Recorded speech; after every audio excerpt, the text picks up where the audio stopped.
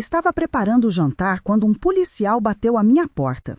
Senhora, seu filho teve um acidente de carro e morreu há 1 hora. Isso era impossível. Não, meu filho está dormindo lá em cima. O policial ficou desconcertado. Eu o levei até o quarto. Então, ele sacou sua arma. Senhora, me disse com voz tensa, afaste-se dele. Esse não é seu filho. Que bom que você está aqui. Se está vendo este vídeo, deixe seu like, se inscreva no canal e me conte nos comentários de onde você está escutando minha história de vingança. Quero saber até onde chegou. Estou na minha pequena cozinha preparando o jantar com mãos ágeis.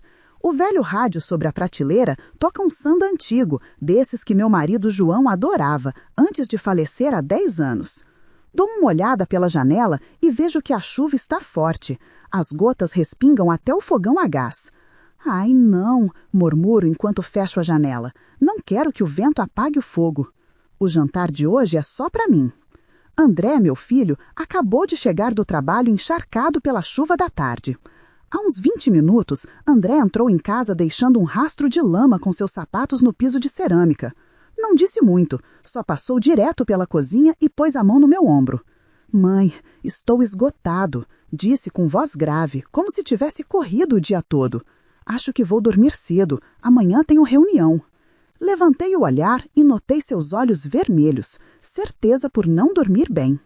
Lembra de trocar esse casaco, você está encharcado, disse com um tom entre bronca e carinho. Ele acenou sem muito interesse e arrastou os pés para seu escritório no andar de cima, onde costuma ficar digitando no computador até tarde. O segui com o olhar, pensando em como esse corpo alto e magro que antes carregava nos meus braços, agora se via tão pesado. Mal havia posto os pratos na mesa e me dispunha a sentar para comer quando a campainha tocou. O som ecoou no meio da chuva, agudo e frio, e me sobressaltou.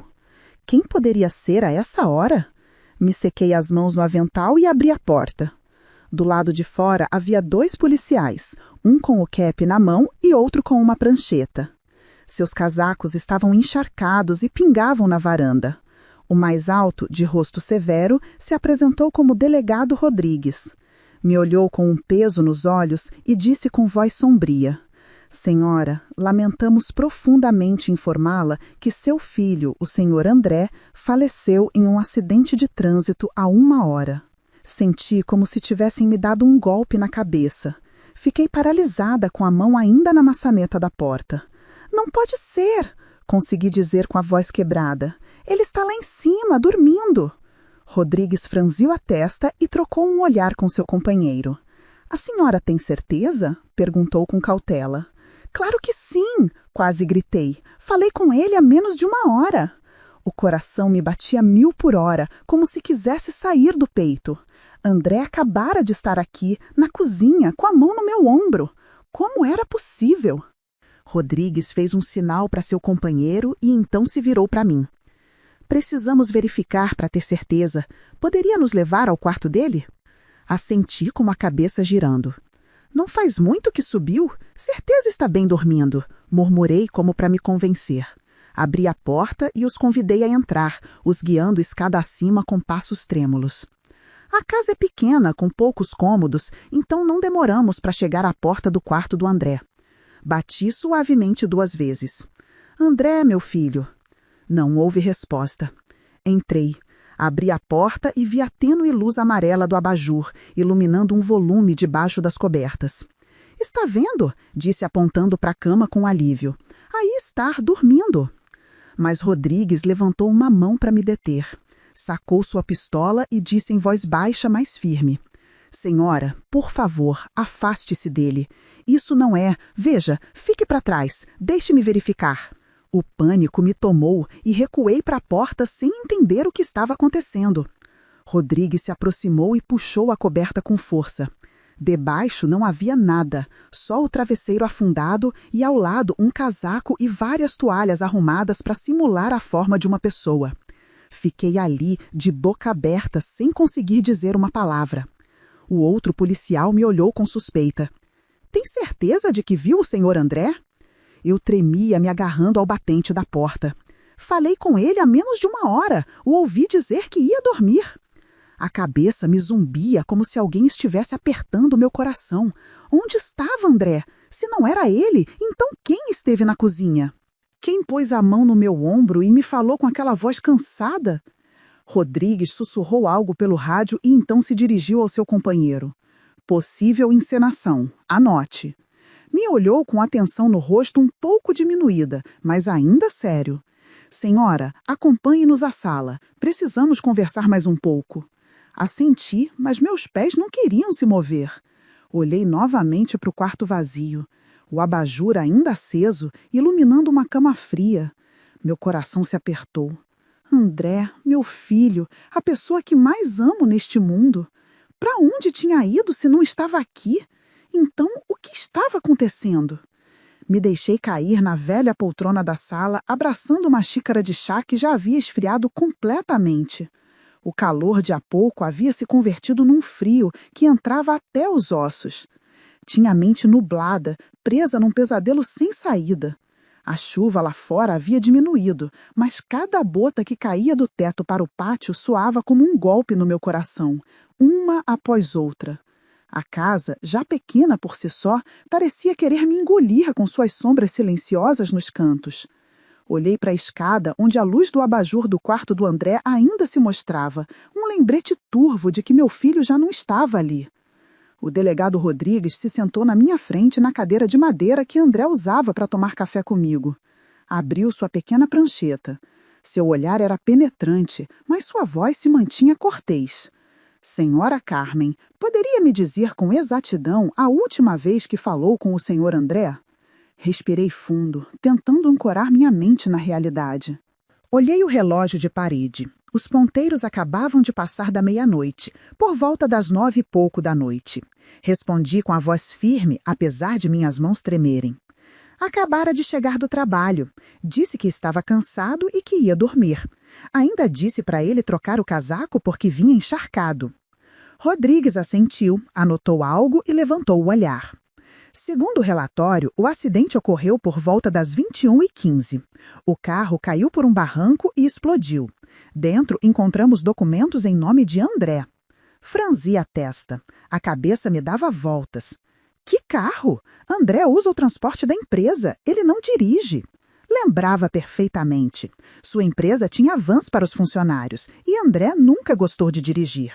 Dizia que o trânsito da cidade o estressava, principalmente na hora da saída.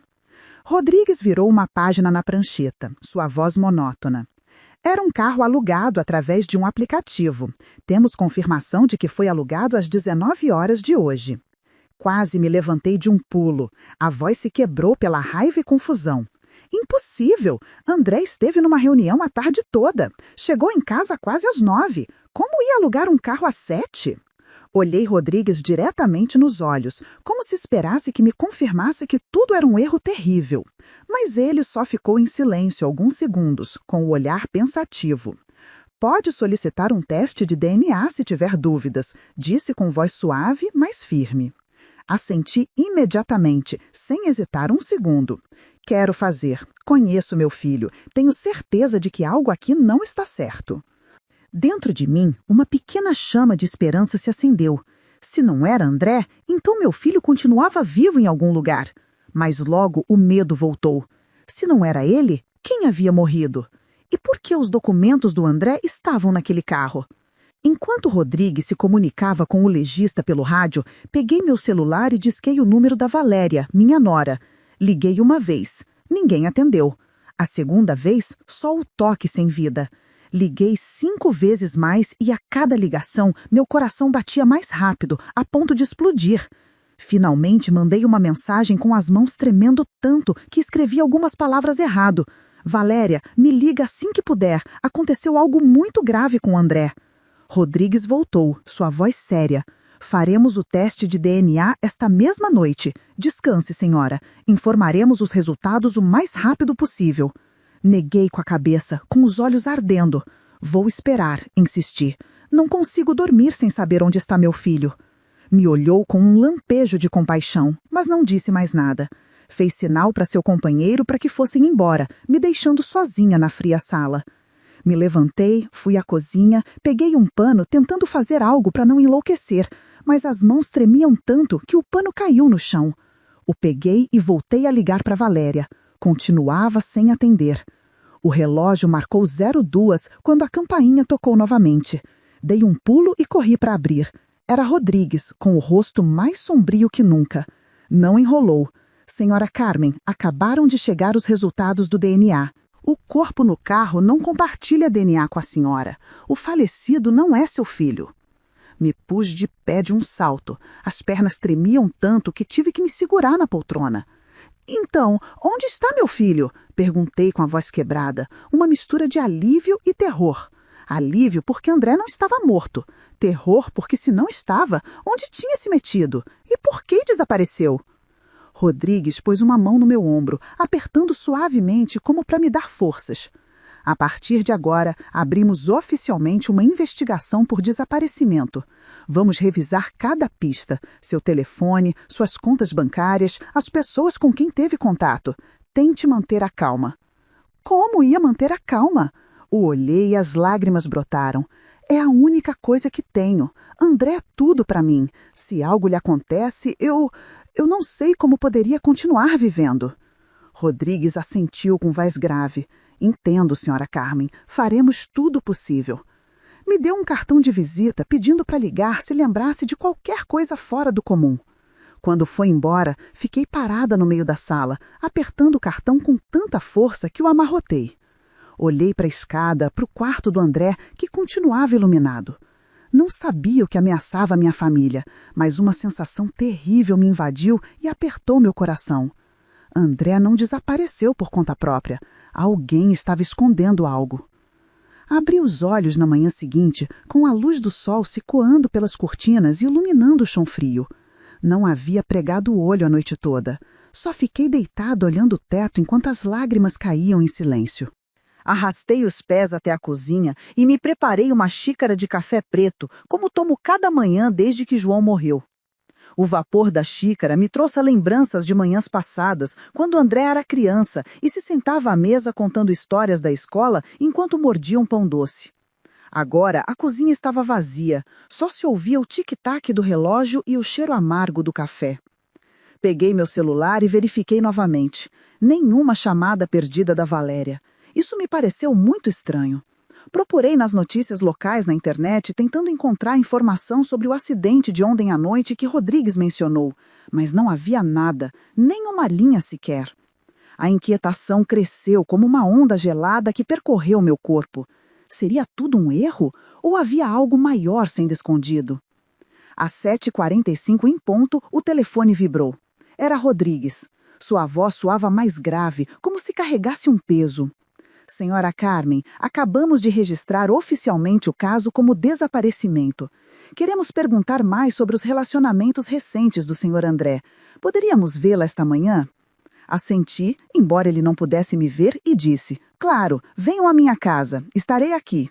Não queria sair, não queria perder a menor possibilidade de André voltar de repente. Rodrigues e seu companheiro chegaram às 8h30 com uma pasta e um laptop. Se sentaram no sofá. Servi água tentando manter a calma, apesar de as mãos não pararem de tremer. Rodrigues abriu sua prancheta, seu olhar agudo, mas sua voz suave.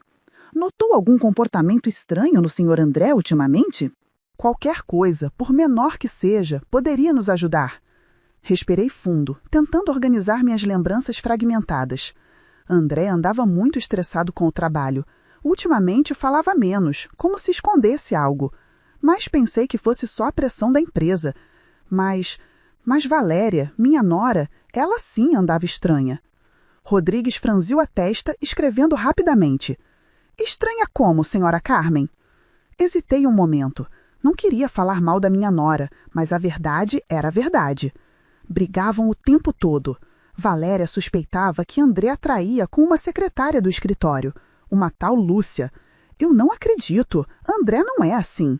Mas Valéria, às vezes, saía de casa de noite, sem dizer nem para mim, nem para André onde ia. Rodrigues assentiu com voz tranquila. Valéria já saiu de casa antes, sem avisar? Assenti baixando a voz. Sim, ultimamente dizia que ficava para dormir no escritório. Uma vez, não voltou por vários dias. Lembrei de uma noite, há umas semanas, quando fui à casa do André levar comida para eles. Ouvi Valéria gritar do quarto. Acha que sou idiota? Essa fica grudada em você o dia todo e você se faz de inocente? A voz do André respondeu cansada, mas paciente. Para de inventar, Valéria. Lúcia e eu somos só colegas de trabalho. Fiquei do lado de fora sem querer me meter, mas senti o coração apertar. Rodrigues levantou a vista da prancheta. Sabe onde trabalha Lúcia? Ou tem alguma informação sobre ela? Assenti, me esforçando para lembrar. Trabalha na Silvatec, a empresa do André. Ele é diretor de projetos lá. Lúcia é sua secretária. Ouvi mencionar ela algumas vezes, mas de passagem. Rodrigues pegou seu telefone imediatamente e se comunicou com o RH da Silvatec. Depois de alguns minutos, se virou para mim com voz séria. André não se apresentou para trabalhar hoje, não pediu licença, não avisou nada. Senti que apertava o meu coração. André não foi à empresa. Então, onde havia ido? Rodrigues continuou. Tem alguma foto recente da Valéria e André? Queremos passar para a equipe de busca. Me levantei com os pés pesados e caminhei até a estante, onde guardo os álbuns de família. Tirei uma foto de 3 semanas atrás, onde nós 3 estávamos parados na frente da casa. André abraçava Valéria pelos ombros, ambos sorrindo. Eu estava no meio também sorrindo, mas agora que a via, notei que o sorriso da Valéria parecia forçado, como se escondesse um segredo. Rodrigues pegou a foto, observando-a atentamente. Parecem muito felizes, disse com um toque de tristeza. Neguei com a cabeça com um gosto amargo na boca. Só por fora, por dentro tudo era desconfiança. Contei mais sobre os acessos de raiva da Valéria, às vezes que André chegava em casa com o olhar esgotado, como se carregasse o mundo inteiro sobre os ombros. Rodrigues anotou tudo e se levantou. Vamos verificar a empresa. Primeiro falaremos com Lúcia e os demais envolvidos. A senhora descanse. Nos comunicaremos assim que tivermos notícias. Quando a porta se fechou, fiquei no umbral vendo como a viatura se perdia na névoa da manhã. Meu coração se apertou com o pressentimento de que algo muito grande estava sendo escondido. Mal começava a tarde, enquanto estava sentada na mesa da cozinha com uma xícara de café frio nas mãos e a cabeça feita uma confusão, o telefone vibrou e me fez pular. Era Rodrigues. Sua voz era breve, mas urgente. Senhora Carmen, estamos na Silvatec. Gostaria de vir? Há algumas coisas que precisamos que escute diretamente. Não pensei 2 vezes, só respondi, vou para aí. Me pus uma blusa limpa rapidamente, peguei minha bolsa e pedi um táxi direto para a empresa do André. O coração me batia forte durante todo o caminho, como se cada volta das rodas me aproximasse mais da verdade ou de um segredo ainda mais aterrorizante. Quando o táxi parou na frente do reluzente prédio de vidro da Silvatec, senti um peso no peito. Este era o lugar onde André havia passado quase 10 anos da sua vida trabalhando até o esgotamento para construir sua carreira. Entrei no saguão e a jovem recepcionista levantou o olhar com um sorriso familiar. Bom dia, dona Carmen. Hoje não vimos chegar o senhor André. Sua voz era despreocupada, como se fosse uma conversa casual. Forcei um sorriso e disse com calma. Venho esclarecer algumas coisas. Ela assentiu e me indicou o caminho para a sala de reuniões do 3º andar, onde Rodrigues me esperava. Caminhei pelo corredor. O cheiro de limpador e o zumbido do ar-condicionado me deram um arrepio. Através do vidro fosco da sala de reuniões, vi Rodrigues falando com uma jovem. Tinha que ser Lúcia. Estava encolhida na cadeira, com os ombros caídos e as mãos agarradas à beirada da mesa. Quando Rodrigues me fez sinal para entrar, empurrei a porta tentando manter a compostura apesar da tempestade que sentia por dentro. Lúcia levantou o olhar, seus olhos se cruzaram com os meus e rapidamente baixou a vista como se não se atrevesse a me enfrentar. Rodrigues se levantou e me trouxe uma cadeira. Senhora Carmen, gostaríamos que escutasse a versão da Lúcia, se estiver de acordo. Assentei e me sentei apertando as mãos para que parassem de tremer. Lúcia respirou fundo e começou a falar com voz trêmula. Dona Carmen, peço desculpas se minha presença causou mal-entendido entre a senhora e o senhor André. Fez uma pausa, como se procurasse as palavras. A olhei fixamente sem dizer nada, mas meu olhar certamente dizia tudo. Queria a verdade. Lúcia começou seu relato com voz baixa, mas clara. Disse que admirava André há muito tempo, não só por ser seu chefe, mas por sua dedicação e talento. Eu, às vezes, procurava conversa com ele, inventava pretextos para ficar até tarde trabalhando com ele. Algumas vezes, de propósito, fiz com que as pessoas pensassem que entre o Sr. André e eu havia algo, mas ele sempre foi muito profissional. Uma vez me chamou no escritório dele e me disse diretamente que ele só amava sua esposa e que não queria mais mal-entendidos. Me pediu para manter distância.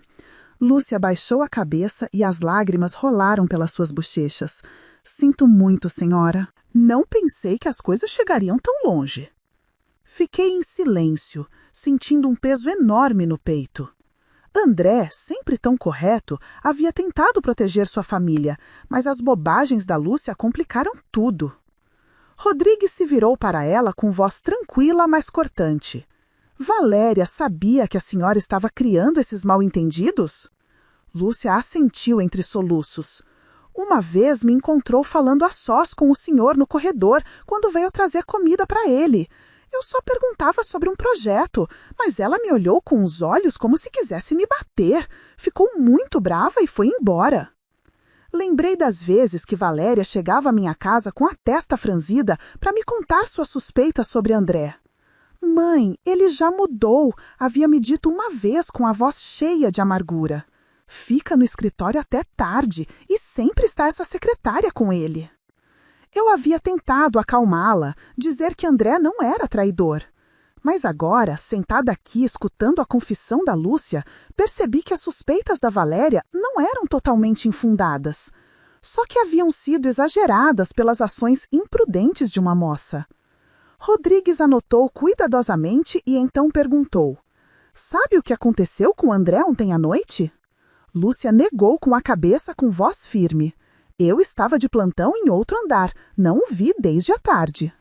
Rodrigues assentiu e indicou para Lúcia que podia se retirar. Ela se levantou, se desculpou comigo mais uma vez e saiu. Não disse nada, só a segui com o olhar, com o coração pesaroso.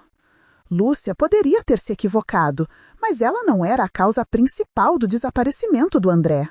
Havia algo maior, mais escuro, à espreita. Depois da reunião, Rodrigues me convidou para um pequeno café ao lado do escritório para continuar conversando. Nos sentamos num canto apartado.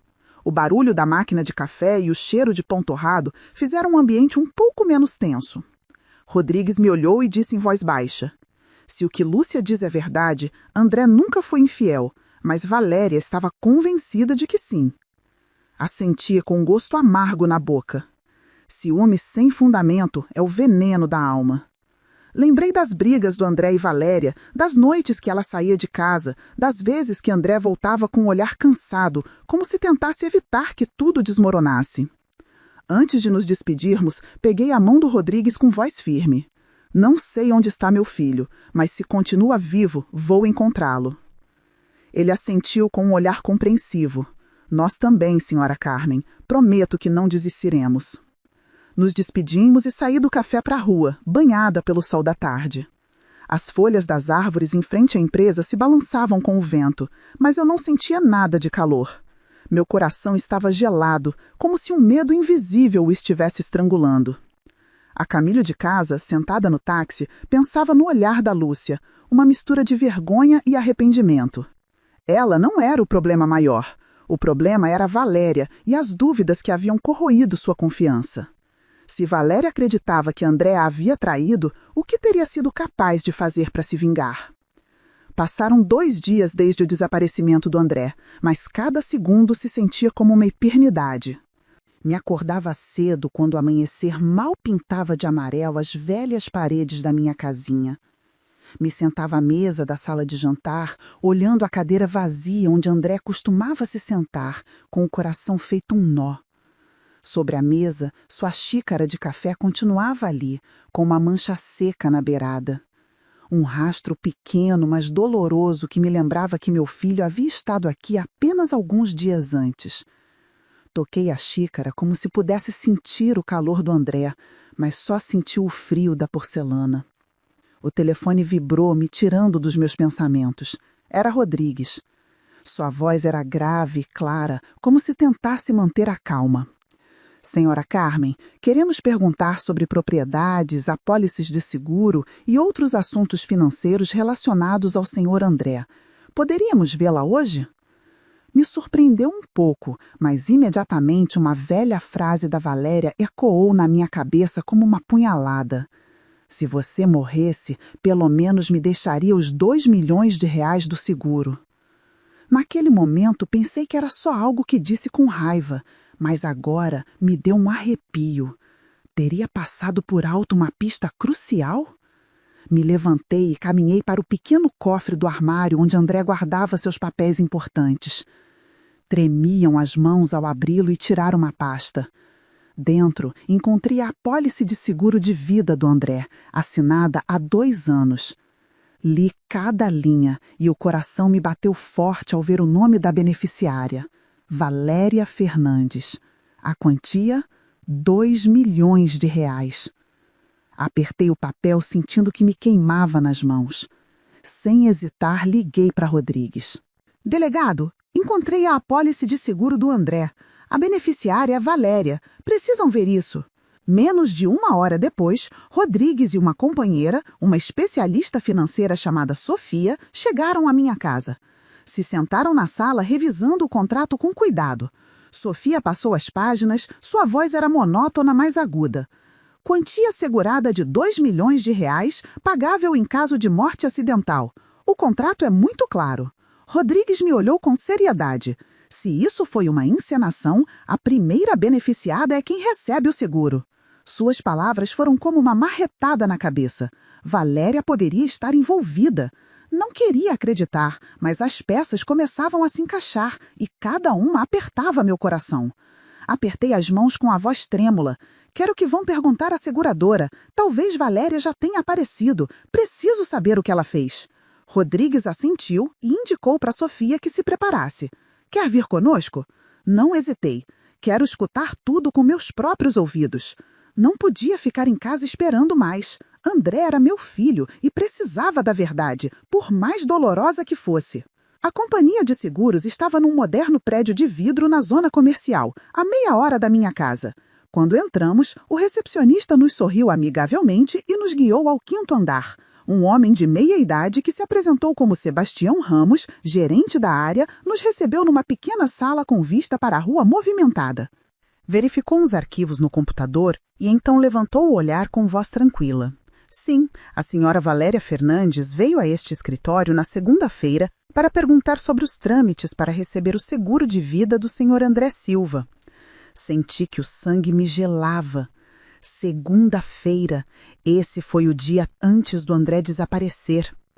Perguntei imediatamente com a voz quebrada. Veio sozinha? Sebastião franziu a testa, digitou algo mais e girou a tela para nós. A imagem da câmera de segurança apareceu.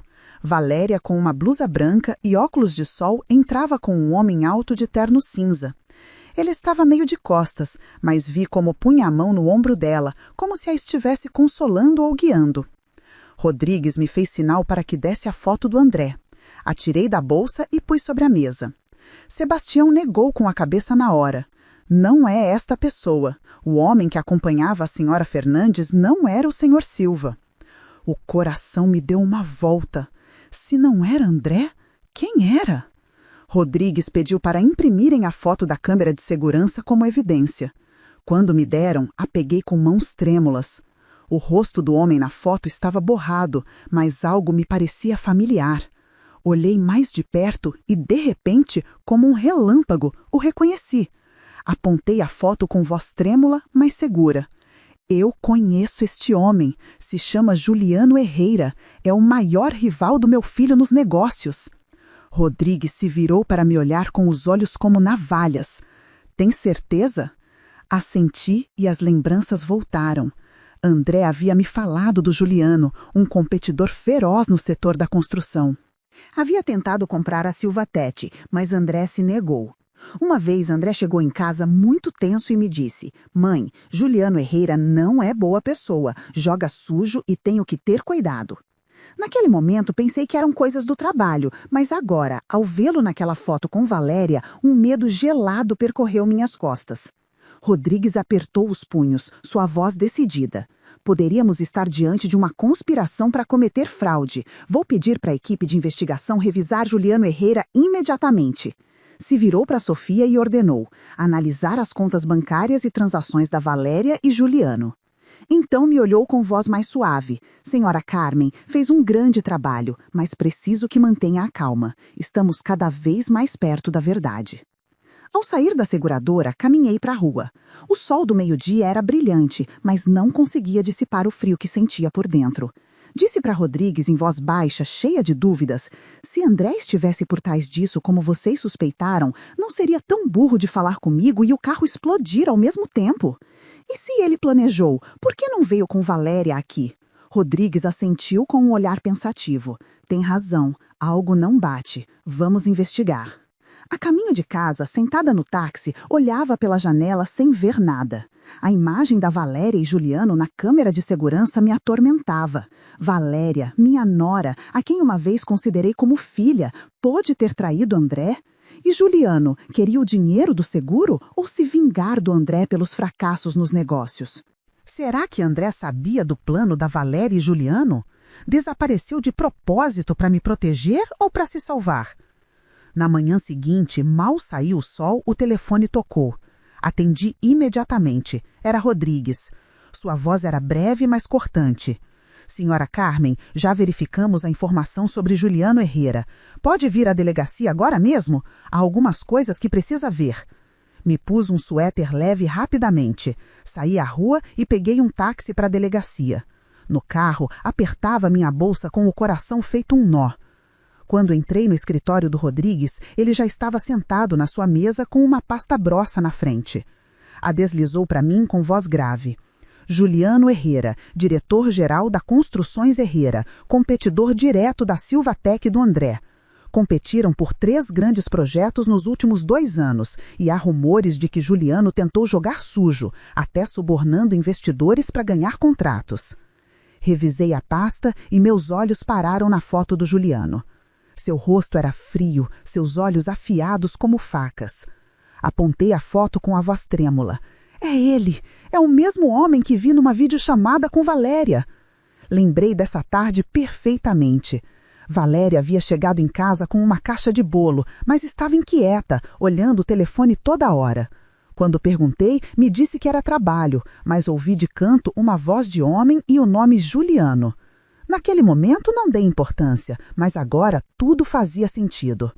Rodrigues assentiu, seu olhar mais penetrante. Pusemos uma equipe para rastrear o celular da Valéria. O sinal foi detectado em São José, um município próximo, por volta das 4 horas depois do acidente. Senti que o coração se apertava. São José? O que Valéria fazia lá? E por que desapareceu logo depois de mandar a mensagem dizendo que André estava ferido? Rodrigues continuou. Envinamos uma equipe disfarçada para a zona do último sinal. Depois de 2 dias de vigilância, descobriram Valéria morando numa casa nos arredores de São José com um homem. Fez uma pausa, me olhando como para me preparar. Confirmamos que esse homem é Juliano Herrera. Vários vizinhos da área dizem que agem como se fossem marido e mulher, muito carinhosos. Vão juntos ao mercado, até se beijam na rua. Fiquei paralisada, como se tivesse parado o sangue. Valéria e Juliano vivendo como esposos, enquanto André, meu filho, estava desaparecido, possivelmente em perigo. Apertei os punhos, cravando as unhas nas palmas até doer. Rodrigues me passou um monte de fotos tiradas à distância. Valéria e Juliano de mãos dadas, saindo de uma vendinha. O sorriso da Valéria na foto me gelou a espinha. Não era o sorriso de uma esposa preocupada com o marido. Era o sorriso de alguém que escondia algo. Rodrigues continuou. Revisamos os vídeos das câmeras dos vizinhos perto da cena do acidente. Um clipe de uma casa da frente mostra Valéria perto do local só umas horas antes do carro explodir. Abriu seu laptop e me mostrou o vídeo.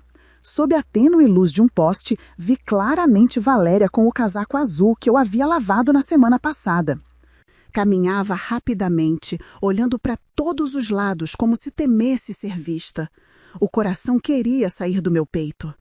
É ela, sussurrei com a voz quebrada. Esse casaco eu lavei. Rodrigues assentiu, sua voz firme. Esta evidência é suficiente para confirmar que Valéria não só sabia do acidente, mas esteve na cena. Apertei os punhos, as lágrimas brotaram, mas as segurei. Na minha mente já não havia dúvida. Valéria não só sabia, ela havia planejado. Mas por quê? Rodrigues deu ordens à sua equipe com voz cautelosa. Não se aproximem ainda. Continuem vigiando. Precisamos saber o que estão escondendo. O olhei com a voz trêmula. E se tem André preso? E se eu tenho em algum lugar? Rodrigues não respondeu imediatamente, mas seu olhar se ensombreceu, como se ele também estivesse pensando no pior. Estamos considerando todas as possibilidades, senhora Carmen. Esta noite, a equipe se postará ao redor da casa em São José para vigiar cada movimento. Assenti, mas por dentro o medo havia se convertido numa tempestade. Se André estava vivo, se o tinham sequestrado, cada minuto que passava era um minuto que não me perdoaria por não tê-lo encontrado antes. Rodrigues pôs uma mão no meu ombro com voz suave. Senhora Carmen, sei que isso é muito difícil, mas tem que ser forte. Estamos fazendo tudo o possível. O olhei e as lágrimas rolaram pelas minhas bochechas. É a única coisa que tenho, delegado. André é tudo para mim. Se algo lhe acontece, eu não sei como poderia continuar vivendo. Ao sair da delegacia, caminhei para a rua. O céu estava nublando, refletindo meu estado de espírito. Cheguei em casa, empurrei a porta e o silêncio me pareceu aterrorizante. Me parei na frente do pequeno altar, num canto onde tem uma foto do João e um crucifixo. Acendi uma vela. A fumaça subiu lentamente, levando consigo minha oração. Meu filho, sei que está vivo, vou te encontrar. E seja Valéria ou quem for, vou trazer a luz. Me ajoelhei apertando o rosário enquanto minhas lágrimas caíam no chão. Mas dentro de mim, uma chama de determinação começava a arder. Passaram 3 dias desde que a polícia confirmou que Valéria vivia com Juliano em São José. Ainda não haviam agido. Cedo pela manhã, a campainha tocou. Era Rodrigues. Entrou com uma pasta grossa, seus olhos cheios de determinação, mas também com rastro de cansaço. Pôs a pasta na mesa, sua voz grave. Senhora Carmen, estas são as fotos que a equipe de vigilância tirou em São José. Abri a pasta com o coração a mil. A primeira foto me deixou gelada. Valéria, com uma camisola fina, saía à varanda da casa e dava uma xícara de café ao Juliano. Ele a abraçava, dava um beijo na testa dela e ambos riam como um casal feliz. Comecei a tremer. Apontei a foto com a voz quebrada. Ela esteve na minha casa me chamando de mãe. Como pode fazer isso? Rodrigues pôs uma mão sobre a mesa, seu olhar frio como aço. Precisamos saber se tem André sequestrado. Lembra de algum lugar que Valéria ou Juliano frequentavam? Algum lugar em comum que pudesse estar relacionado? Respirei fundo, buscando nas minhas lembranças. De repente, uma conversa de há 1 mês apareceu na minha mente. Valéria estava na minha cozinha, falando ao telefone em voz baixa. Ok, Juliano, hoje à noite passo para pegar a caminhonete para levar as coisas para a cabana abandonada nos arredores. Naquele momento pensei que brincava ou que era algo do trabalho, mas agora essa frase era como uma luz na escuridão. Olhei Rodrigues com a voz trêmula. Há um lugar, uma cabana de madeira abandonada a uns 45 minutos da cidade, perto da velha mata de pinheiros. Valéria mencionou uma vez falando com Juliano. Rodrigues se endireitou imediatamente tomando notas. Sabe a localização exata? Assenti, descrevendo-a em detalhes. É numa estrada de terra perto de uma ponte de madeira que cruza um riacho. A cabana está escondida atrás de pinheiros grandes. Ninguém mora lá há anos. Rodrigues não hesitou. Pegou seu rádio e ordenou à equipe de vigilância que ampliasse o raio de busca naquela direção. Pela tarde, Rodrigues voltou a ligar, sua voz mais urgente. Senhora Carmen, acabamos de detectar o sinal de uma velha caminhonete com placas falsas. Este veículo apareceu perto da cena do acidente. Com dados de satélite, confirmamos que parou perto da cabana que descreveu. Senti que o coração parava. A cabana abandonada. Estaria André ali? Apertei o rosário na minha mão, tentando manter a calma. O que vão fazer? Já enviamos um grupo de operações especiais disfarçados para inspecionar. Outra equipe continua vigiando a casa em São José. O tempo passava com uma lentidão insuportável. Cada minuto era uma hora. Me sentei na sala abraçando meu rosário com os olhos fixos no relógio. Rezei sussurrando para mim mesma. André, está vivo, né? Já vou te buscar, meu filho. Perto da meia-noite, o telefone vibrou. Era Rodrigues. Senhora Carmen, acabamos de ver Valéria e Juliano subirem num carro e saírem de São José. Vão direto para a cabana. Me levantei de um pulo com o coração descontrolado. Quero ir. Rodrigues hesitou. Senhora Carmen, é muito perigoso. Deixe-nos cuidar. Mas insisti. Tenho que saber se meu filho está lá. Não farei nenhuma besteira, mas tenho que ir. Finalmente, Rodrigues aceitou. Me buscou numa caminhonete prata sem logos da polícia. Dirigimos por estradas escuras, os faróis iluminando fileiras de pinheiros altíssimos. Ao nos aproximarmos da cabana, Rodrigues me indicou que ficasse quieta no carro enquanto ele e sua equipe se aproximavam pelo rádio. Ouvi sua voz entrecortada. Acabou de se acender uma luz. Há gente dentro. Apertei o rosário com todas as minhas forças. Sentia que o coração ia se partir. André, está aí? A equipe reportou através de uma fresta. Viam André, meu filho, abatido, com as mãos amarradas, jogado no chão frio de madeira. Valéria e Juliano entraram com uma bandeja de comida e uma garrafa de água. Valéria deixou a bandeja no chão. Sua voz era gélida. Só mais alguns dias. Assim que o dinheiro do seguro estiver na conta, saímos daqui para viver como reis. Até lá, será livre, meu amor. Juliano riu e deu um chutinho no André. Sua mãe deve estar chorando a lágrima solta. Saiu tudo como planejamos.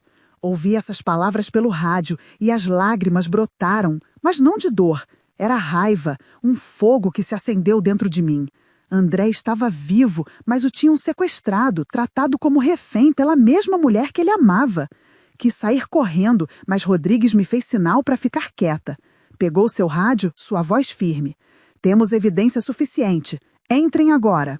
4 policiais com coletes à prova de bala invadiram a cabana pela porta da frente e de trás quase ao mesmo tempo. Houve estrondo, um caos rápido e controlado. Pelo rádio, ouvi Juliano gritar, depois um golpe seco quando derrubaram e sua cabeça bateu numa mesa. Valéria gritava aterrorizada. O que estão fazendo? Me soltem! Quis correr para lá, mas um oficial me deteve com voz severa. Senhora Carmen, por favor, fique aqui. Logo tiramos André. Fiquei ali, tremendo, com os olhos grudados na velha porta de madeira. Então ouvi a voz do André. Fraca, mas clara. Onde está minha mãe? Ela está bem. Suas palavras me atravessaram o coração. Se preocupava comigo mesmo no meio do seu próprio inferno. Rodrigues respondeu com voz tranquilizadora. Já chegamos. Sua mãe está esperando lá fora. Não consegui me conter mais. Abri a porta do carro e corri para a cabana, ignorando o olhar de advertência do oficial. Precisava ver André. Precisava saber que estava vivo. Quando entrei, Rodrigues estava ajudando André a se levantar, cortando a corda das suas mãos. André estava abatido, pálido, com os olhos vermelhos, mas se iluminaram ao me ver. Mãe, sussurrou com a voz quase apagada. Me ajoelhei e o abracei com todas as minhas forças, chorando sem controle. André, meu filho, aqui estou, já te encontrei. Ele me devolveu o abraço, suas mãos trêmulas se agarraram aos meus ombros. Pensei que nunca mais ia te ver, me sussurrou no ouvido com a voz sufocada. O apertei mais forte, como se temesse que se o soltasse, voltasse a desaparecer. A ambulância chegou pouco depois. Os paramédicos examinaram André, enfaixando os ferimentos nos pulsos e tornozelos. Me sentei ao lado dele, segurando sua mão, sem tirar os olhos dele nem um segundo. André me olhou e sorriu fracamente. Mãe, Perdão, não queria te preocupar, só tentava te manter segura. Neguei com a cabeça e as lágrimas voltaram a brotar. Que bobo, André, sou sua mãe, eu tenho que te proteger. Ele assentiu, mas seu olhar estava cheio de dor, como se culpasse por ter deixado as coisas chegarem tão longe. Na delegacia, levaram Valéria e Juliano para salas de interrogatórios separadas. Rodrigues me convidou para presenciar como testemunha, mas só pude observar por trás de um espelho. Valéria estava sentada com a cabeça baixa, em silêncio, como uma estátua. Rodrigues começou o interrogatório, sua voz tranquila, mas afiada. Senhora Fernandes, o teste de DNA demonstrou que o corpo do acidente não era de André Silva. Tem algo a dizer? Valéria não respondeu, mas vi como os ombros tremiam. Seu advogado, sentado ao lado, sussurrou algo, mas de repente ela levantou a cabeça com os olhos injetados de sangue. Está bem, disse com a voz rouca. Vou confessar tudo. A confissão da Valéria foi outra apunhalada no meu coração. Contou que no início seu plano com Juliano era matar André para receber o seguro, mas na hora de fazer não teve coragem. No lugar, puseram soníferos na bebida quando ele estava sonolento. Juliano entrou na casa, o carregou até seu carro e o levou à cabana para mantê-lo cativo. Enquanto isso, Valéria foi à cena do acidente e queimou o carro alugado com o corpo de um morador de rua que Juliano havia conseguido de um necrotério clandestino. Escolheram a noite para evitar ser vistos, e o plano era quase perfeito até que eu insisti que havia falado com André justo antes do acidente. Esse detalhe derrubou tudo. Rodrigues continuou pressionando e a polícia encontrou mais provas. Um arquivo no laptop do Juliano com o plano detalhado passo a passo para simular o acidente e receber o seguro. Também encontraram uma câmera do carro que haviam tirado e escondido na bolsa da Valéria, que gravou como ela colocava o corpo no carro antes de colocar fogo.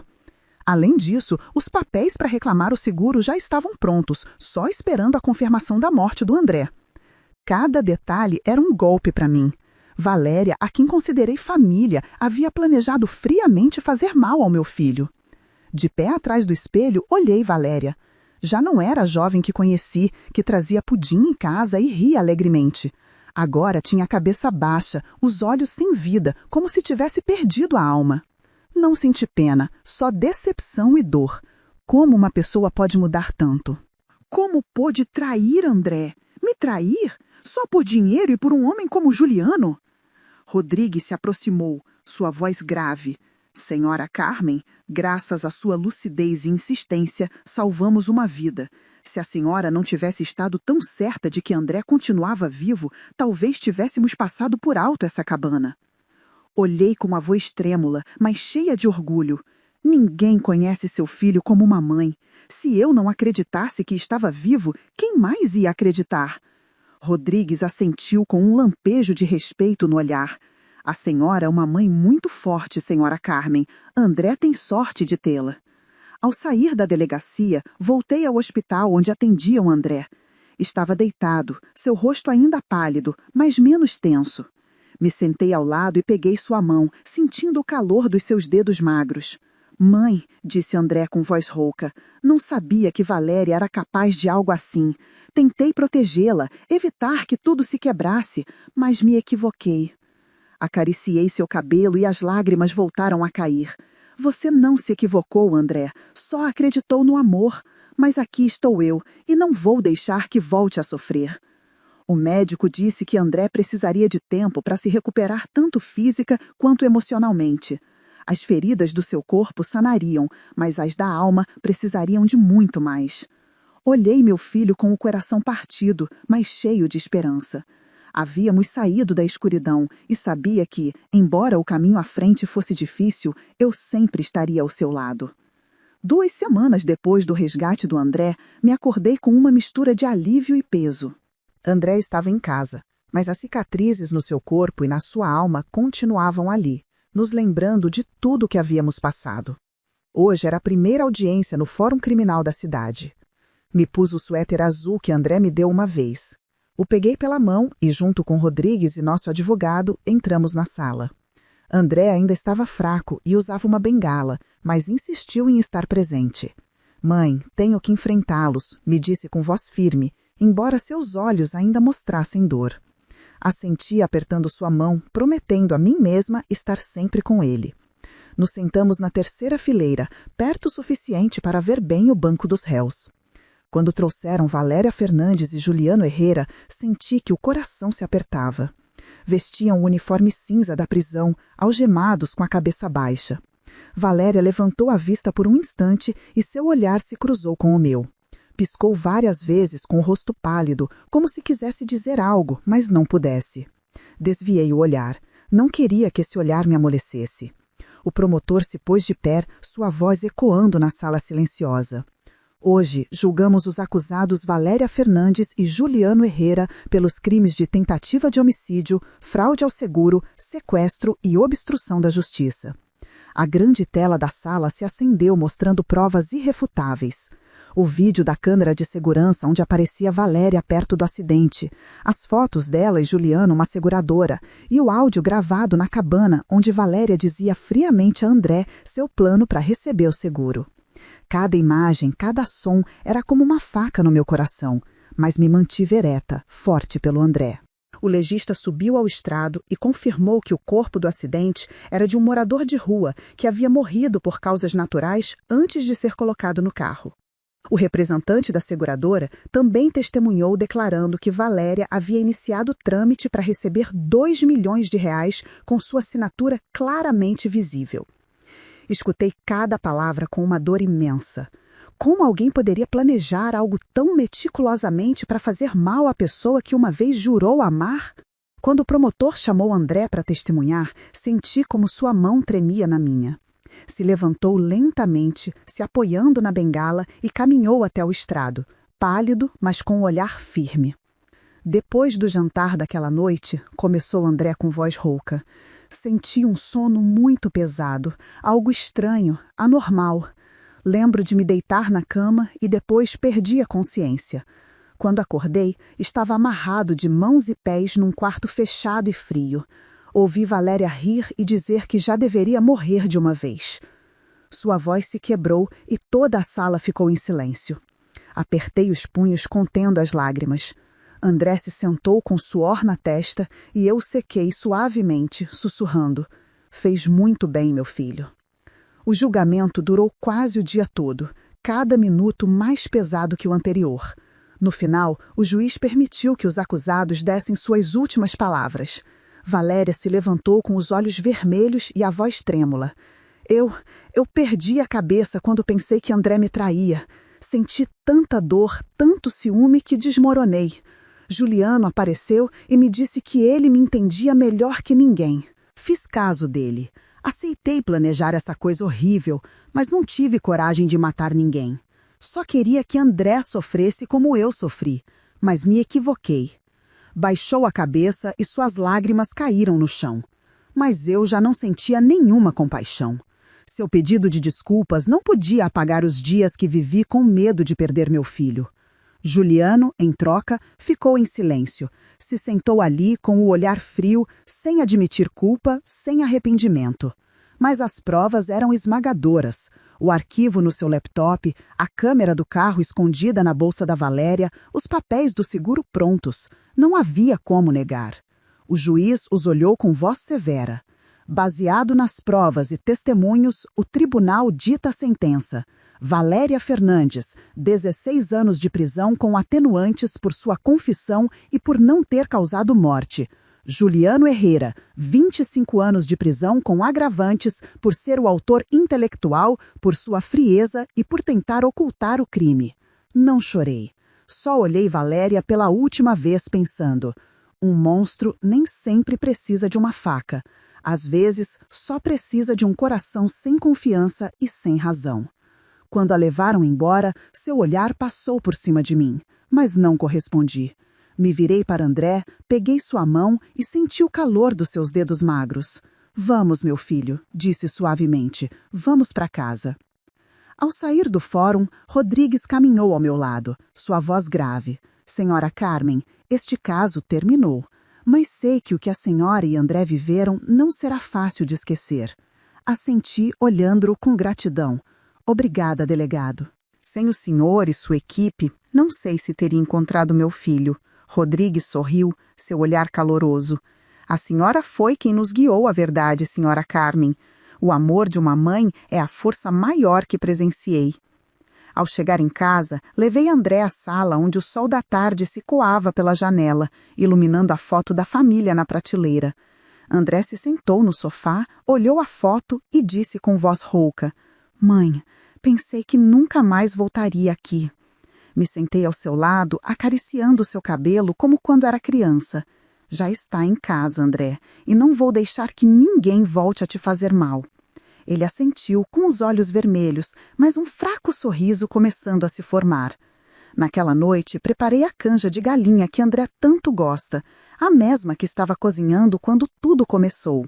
Nos sentamos à mesa, só nós dois, mas desta vez sem medo nem dúvidas. André comia devagar, me olhando de vez em quando como para se assegurar de que eu continuava ali. Mãe, disse suavemente, prometo que não vou mais esconder nada de você. Me equivoquei ao tentar resolver tudo sozinho. Só sorri e pus minha mão sobre a sua. E eu também te prometo, André, sempre estarei aqui, aconteça o que acontecer.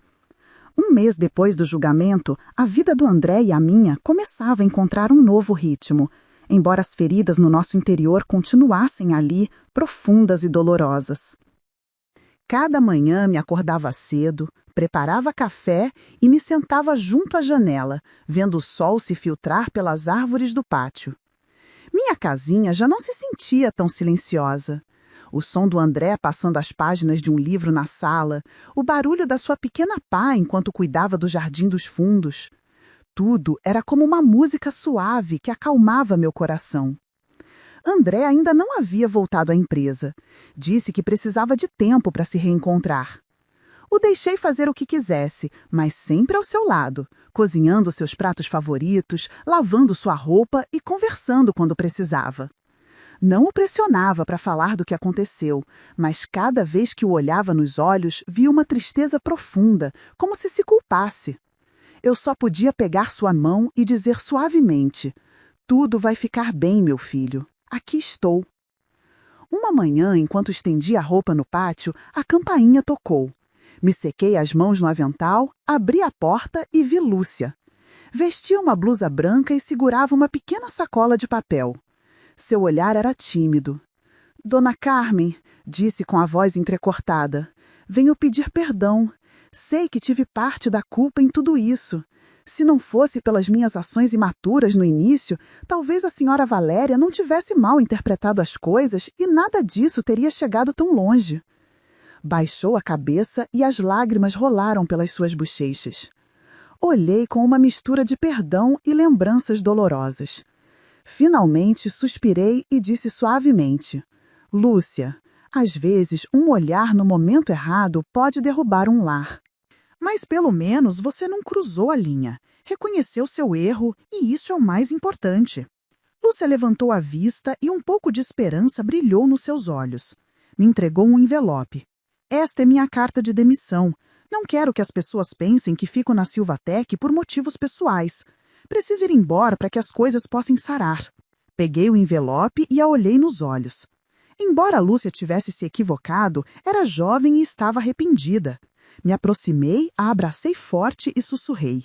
Obrigada por sua honestidade. Desejo que encontre um novo caminho que a faça feliz. Lúcia sorriu fracamente, assentiu e foi embora. Quando sua figura desapareceu no final da rua, senti um pouco de alívio. Nem todos têm coragem de enfrentar seus erros. Uma semana depois, André decidiu voltar à Silvatec. Me preocupei temendo que o trabalho esgotasse, mas ele sorriu e disse: Mãe, preciso trabalhar. Preciso demonstrar que sou mais forte depois do que aconteceu. O dia que voltou, fiquei do lado de fora do escritório vendo André entrar. Todo o pessoal se pôs de pé e o aplaudiu. André levantou a mão, sorriu levemente, mas vi nos seus olhos uma nova determinação. Depois disso, reorganizou toda a empresa, cortando qualquer laço com construções e ré, criou um comitê de transparência e ética interna supervisionado por ele mesmo. Quero que a Silvatec seja um lugar limpo, mãe, me disse naquela noite, sem mais conspirações, sem mais jogos sujos. Uma tarde, Rodrigues veio me visitar. Trouxe um buquê de crisântemos brancos, as flores que uma vez disse que gostava. Se sentou no sofá, olhou ao redor da casinha e disse: Senhora Carmen, a polícia trabalha com a lei, mas a senhora trabalha com a intuição de uma mãe. Ambas as coisas são necessárias e realmente a admiro. Sorri aceitando as flores com o coração aquecido. Obrigada, delegado, mas sou só uma mãe fazendo o que uma mãe tem que fazer. Rodrigues assentiu, seu olhar cheio de respeito. A senhora é uma mãe extraordinária, senhora Carmen. André é a prova disso. Depois que Rodrigues foi embora, me sentei à mesa e abri o velho diário do João. Passei as páginas relendo o que ele escreveu sobre seus sonhos, sobre nossa família, sobre André. Peguei uma caneta e comecei a escrever minha própria história. Desde aquela noite fatídica em que me disseram que André havia tido um acidente, até os dias dolorosos procurando a verdade, e, finalmente, o dia em que recuperei meu filho. Escrevi lentamente. Cada palavra era uma forma de liberar as emoções reprimidas. No final, escrevi: o ciúme e a traição convertem as pessoas em monstros, mas a justiça e o amor de uma mãe jamais serão derrotados. Quando terminei, fechei o diário e o pus no pequeno altar junto à foto do João. Acendi uma vela que levou meu sussurro. João, está vendo? Nosso filho superou. Cumpri minha promessa para você. Me virei e vi André parado na porta, me olhando com olhos cheios de amor. Mãe, hoje quero cozinhar eu, disse suavemente. Deixe-me cuidar de você como você cuidou de mim. Entramos juntos na cozinha. O som das facas se misturou com o riso do André. A casinha se encheu novamente de calor, como nos velhos tempos. Olhei meu filho com o coração inundado de alegria e esperança. Havíamos atravessado a escuridão e agora a luz estava retornando. André é tudo que tenho e sei que, não importa o que o futuro traga, nosso amor de mãe e filho será sempre uma chama que nunca se apagará. Depois de tudo que passou, a lição maior que quero compartilhar com você, que escutou minha história até este momento, é esta. O amor de uma mãe e a fé na justiça são mais fortes que qualquer conspiração. O ciúme, a avareza ou a traição podem fazer com que as pessoas percam a razão. Mas se nos mantivermos firmes buscando a verdade e acreditando no amor, no final a luz sempre vencerá a escuridão. Quero que todos entendam que, mesmo nos momentos mais desesperadores, nunca devem abandonar a esperança e a confiança, porque essa perseverança pode salvar uma vida, proteger uma família e demonstrar que a justiça sim existe. A história que acabaram de escutar foi modificada em nomes e lugares para proteger a identidade dos envolvidos. Não contamos isso para julgar, mas com a esperança de que alguém escute e pare para refletir.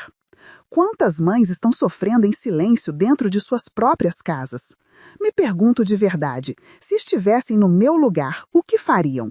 Escolheriam o silêncio para manter a paz ou se atreveriam a enfrentar tudo para recuperar sua própria voz? Gostaria de saber sua opinião, porque cada história pode se converter numa vela que ilumine o caminho de alguém mais. Deus os abençoe sempre. E tenho certeza de que a coragem nos levará a dias melhores. Enquanto isso, na tela final, deixarei 2 das histórias favoritas do canal. Tenho certeza de que os surpreenderão. Obrigada por me acompanharem até este momento.